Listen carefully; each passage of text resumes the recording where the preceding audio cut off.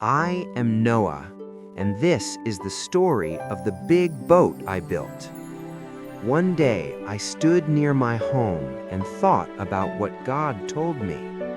God told me to build a very big boat. I looked up at the sky and listened carefully. So I started measuring wood for the boat. I carried big wooden boards and began building. The boat grew bigger and bigger every day.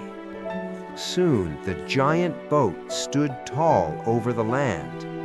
Then 2 elephants came walking toward the boat. Next, 2 lions walked across the field. Then 2 tall giraffes came slowly. 2 zebras trotted side by side. The elephants climbed up the ramp into the boat. I carried food inside for the animals. Then I closed the big door of the boat. Dark clouds filled the sky. Rain began to fall. The rain grew stronger and stronger. Water rose around the boat. Soon the boat began to float. The waves moved the boat gently. Inside the boat, I fed the animals. The elephant ate food from a basket. The boat floated for many days. Then the clouds slowly opened. The rain stopped. I opened the window to look outside. Land appeared again. I opened the big door of the boat. The elephants walked down the ramp. The animals went out across the land. I walked across the grass with them. Then I looked up at the sky. A bright rainbow appeared above us. And that is how the big boat adventure ended.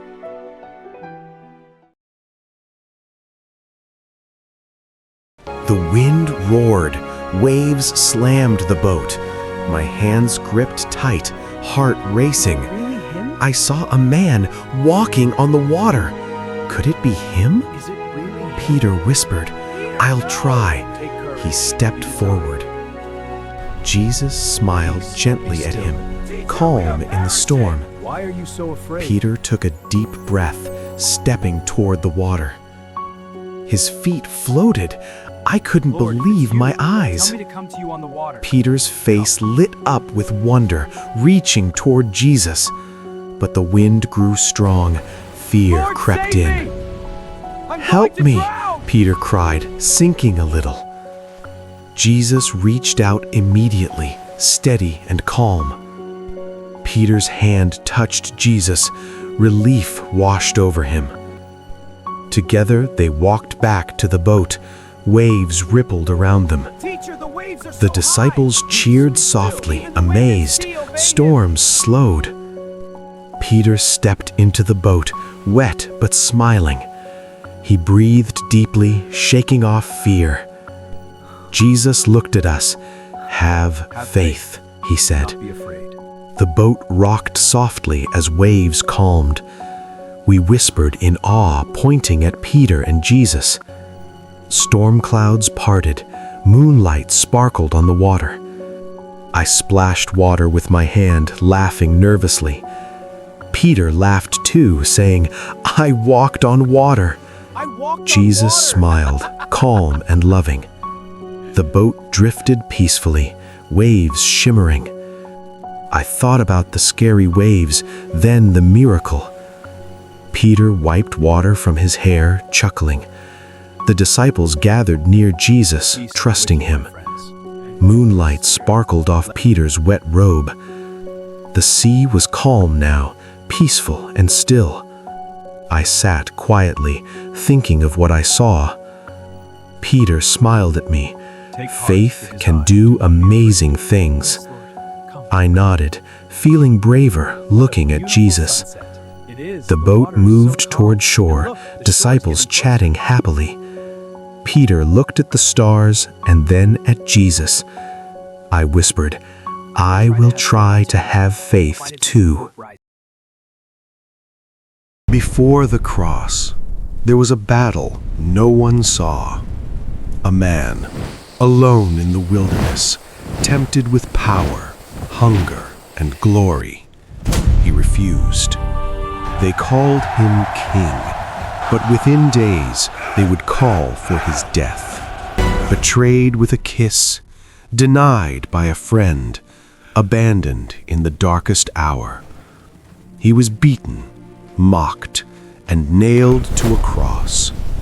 It looked like the end. But 3 days later, the impossible happened. The tomb was empty, and everything changed forever. Stay with us as we unfold the importance of Easter. Please subscribe to Paddi's Story for more interesting stories. Now, let's begin. The complete Easter story, from wilderness to resurrection. Before the crowds, before the cross, there was the wilderness. Jesus was led into the desert where he fasted for 40 days and 40 nights. After those days, he was hungry. In his weakness, the devil came to tempt him. "Turn these stones into bread," the devil said. But Jesus answered, It is written, man shall not live by bread alone. "But on every word that comes from the mouth of God." Then the devil showed him all the kingdoms of the world and said, "All this I will give you if you bow down and worship me." Jesus replied, "Worship the Lord your God and serve him only." He resisted every temptation. Where others had fallen, he stood firm. Then came the day of celebration. Jesus entered Jerusalem riding on a donkey. Crowds gathered shouting, "Hosanna to the Son of David." They laid palm branches before him and praised him as king. At the final meal with his disciples, Jesus spoke with a heavy heart. "Truly I tell you, one of you will betray me." Then Jesus said to Peter, "Before the rooster crows, you will disown me 3 times." Peter insisted, "Even if I must die with you, I will never deny you." Later that night, in the Garden of Gethsemane, Jesus prayed, "My Father, if it is possible, let this cup pass from me, yet not as I will, but as you will." Then, in the darkness, Judas arrived with soldiers. He stepped forward and kissed Jesus. "Judas, are you betraying the Son of Man with a kiss?" Jesus was arrested and taken away. Nearby, Peter watched from a distance. As people recognized him, they asked if he was one of Jesus' followers. 3 times Peter denied it. "I don't know him." Then the rooster crowed. Peter remembered what Jesus had said, and he went away weeping bitterly. Jesus was taken before the authorities. He was mocked, beaten, and struck by soldiers. They placed a crown of thorns on his head and a purple robe on his back and laughed him as the King of the Jews. He was forced to carry his cross to a place called Golgotha. There he was crucified, hung on the cross between 2 criminals. One criminal mocked him. If you are Christ, save yourself and us. The other said, This man has done nothing wrong. Jesus, remember me when you come into your kingdom. "Will be with me in paradise." Even in his suffering, he said, "Father, forgive them, for they do not know what they are doing." Hours later, Jesus cried out, "It is finished," and he gave up his spirit. His body was taken down and placed in a tomb. A large stone was rolled in front of the entrance.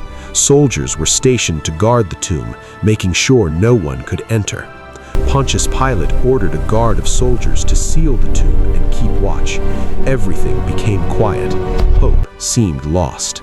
But on the 3rd day, early Sunday morning, a violent earthquake shook the tomb. An angel rolled back the stone. The guards were so terrified they became like dead men. Mary Magdalene went to the tomb. The stone had been rolled away. The tomb was empty. Then Jesus appeared to her and called her by name, "Mary."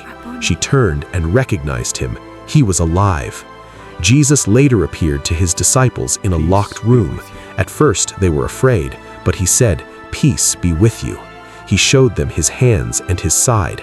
Then they believed and were filled with joy. Even Peter, who had denied him, was forgiven and restored. From that moment, everything changed. What seemed like defeat became victory.